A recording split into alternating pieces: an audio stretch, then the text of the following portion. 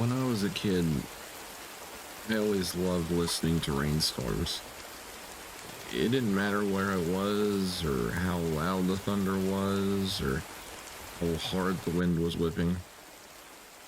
And the funny thing was, I couldn't tell you why I liked it so much. I just did.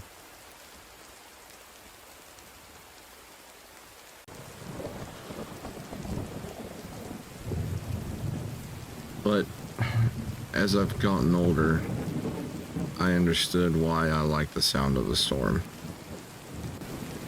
It's because for a short bit of time, something external is louder than the internal.